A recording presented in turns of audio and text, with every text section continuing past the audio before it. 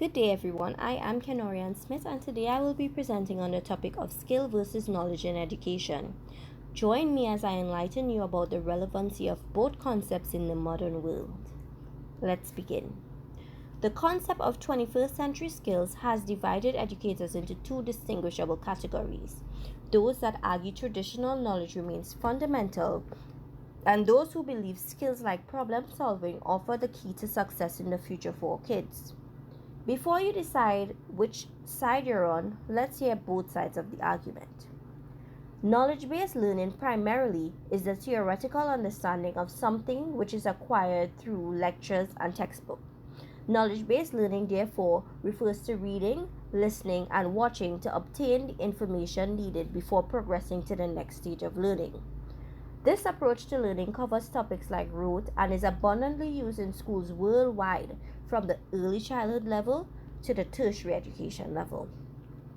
These systems are built on the notion that students must get and remember information from resources such as teachers and books and test this knowledge with the use of standardized tests. The problem with these tests are that they compare students to each other and they only test the information which is possible to measure in text. That is, retention of information gained. Schools feel the need to compare students to decide which students are worth focusing on or which should be given the opportunities that exist within the system. These tests and grades are used as sorting mechanisms for society and ultimately decide by society standards which students are smart and which are not. These acquired grades from as early as pre-K level put students on tracks that will decide their futures. It dictates schools that they are able to attend, whether they are able to attain scholarships, and even what subject classes they will be accepted into. However, the possibility of performance under stress has not been undertaken under this regime. For example, students that were once topping the class under pressure can crumble. The opposite is also true. Unfortunately, two things are for sure. This method only measures one type of intelligence, and no skills are developed to effectively use or apply this information gained, which should be the overall goal of learning if we intend for these students to eventually become a functioning part of our modern society. Unlike the traditional style of education, where people solely remember things in order to pass tests and get higher scores, our modern world riddled with technological innovation requires a new kind of education characterized by deep understanding, creativity, and information management. Skill-based education requires experience. It is based totally on the idea that everything may be learned better if it is practiced in real life. The process is learning by doing, and it is related to the features that any individual possesses unknowingly and isn't necessarily confined to blackboard learning. To put differently, the best way to master something is to put regular practice in or learn through trial and error. Skill-based learning aims to build upon knowledge by developing practical expertise in a particular area. Skill-based education is essential for a few reasons. It promotes greater independence, it increases learning speed, and it provides real-world experience. In the modern world, skills are more important than knowledge. If a person knows many facts, it's impressive, but not very useful.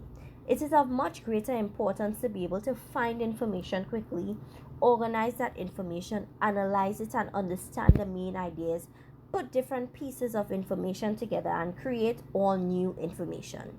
Together, these skills make what we call information management and innovation. These skills are what are most important and most desired in the business world. Most educators today advocate for greater balance between knowledge and skill-based learning. But to teach effectively, it is essential to understand the differences between these two methods.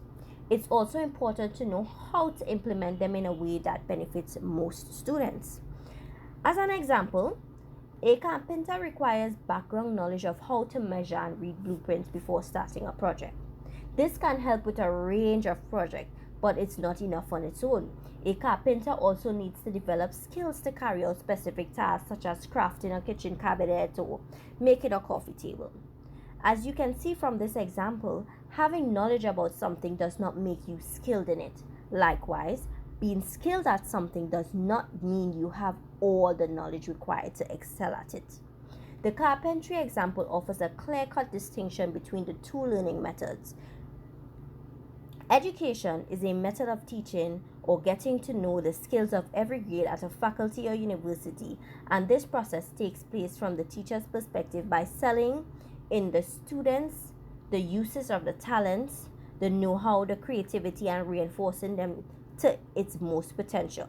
To sum up, knowledge-based studying pursues the construct upon the knowledge that the learner already has, whereas talent-based or skill-based learning totally revolves around growing and using certain competencies that can later be used to obtain a mandatory understanding. Both strategies of mastering are effective. If choosing the simpler of these techniques, it is good to take into consideration the personal mastering behavior of the specific pupil and then apply the favored method. Although the importance of skill-based curriculum cannot be understated, knowledge is still a crucial foundation for students to be able to apply their skills and understand the broader reasoning behind what they are learning and why. In coming years, this argument will be long gone as artificial intelligence is the next big thing that will drive our educational system forward. Thank you for tuning in. See you next time. Bye.